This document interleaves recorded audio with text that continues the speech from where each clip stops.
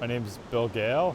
I work for the U.S. Fish and Wildlife Service. I am the manager for the Leavenworth Fisheries Complex. So the complex is 4 separate offices, 3 national fish hatcheries, so Entiat, Winthrop, and Leavenworth National Fish Hatchery, and then the Mid-Columbia Fish and Wildlife Conservation Office in Leavenworth, Washington.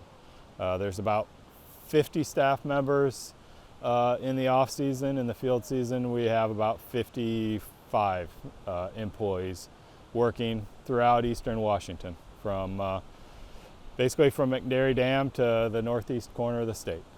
The mission of the service is to work with others to conserve, protect, and enhance fish, wildlife, plants, and their habitats. And so the hatcheries are a key piece of that, but we're also doing things like habitat restoration throughout eastern Washington.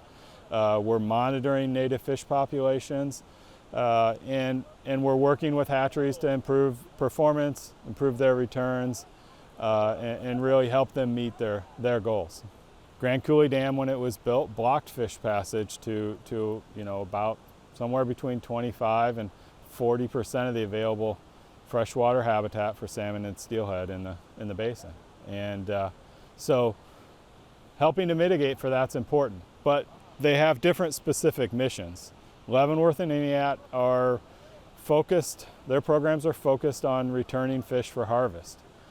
Winthrop is slightly different. They're trying to directly benefit listed populations in the Methow Basin by rearing threatened summer steelhead and endangered spring chinook. Well, when the hatchery was first, I wasn't around then, but when the hatchery was first built in '39, this was cutting edge. And they were trying to do things that they didn't know if they were going to do would be able to work. You know, they tried rearing fish in Icicle Creek. They held adults in Icicle Creek, and they quickly realized that didn't work, and they moved to more of what we have now with adult holding ponds and raceways. The focus has really changed, though, from when I started my career, from numbers of fish out and pounds of fish out to what kind of quality are you producing? Are those fish ready to migrate to the ocean when we release them? Are they at the right developmental stage? Are they in good condition?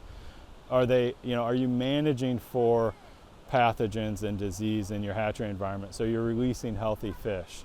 Circular tanks have been around for a long time. What's different is that we are starting to test, and in many hatcheries in the area, not just Leavenworth, are adopting what's called partial recirculating aquaculture.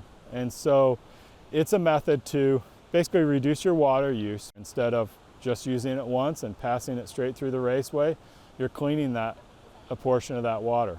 But the big benefits are you're hopefully improving the quality of the fish. You're reducing your water use. In all of our basins in eastern Washington, have a water problem. We're over allocated in many cases, and so water is a scarce resource for us. It also helps us deal with things like warming water in the summer, which we're starting to see with the changing climate. That's really one of the big drivers for going in this direction is our changing climate. We work with 5 area tribes: Yakima Nation, the Colville tribes, the Coeur d'Alene tribe, Spokane tribe, and the Kalispell tribe. And they what all these tribes have in common is they were directly affected by Grand Coulee. And we work with them on everything from our projects at the conservation office to working directly with them as we manage our hatcheries. And really, I can't understate the importance of our partnerships, because none of our projects are done alone. They're all collaborative in nature.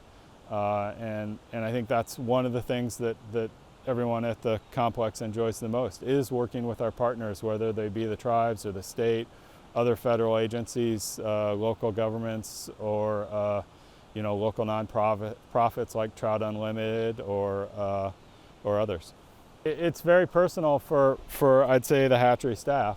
They care very deeply about the quality of fish they produce. They care very deeply about how well the facilities and the infrastructure are running, and it is very personal, and it's also very rewarding when you know, like this time of year when you have adults returning and you see people catching them.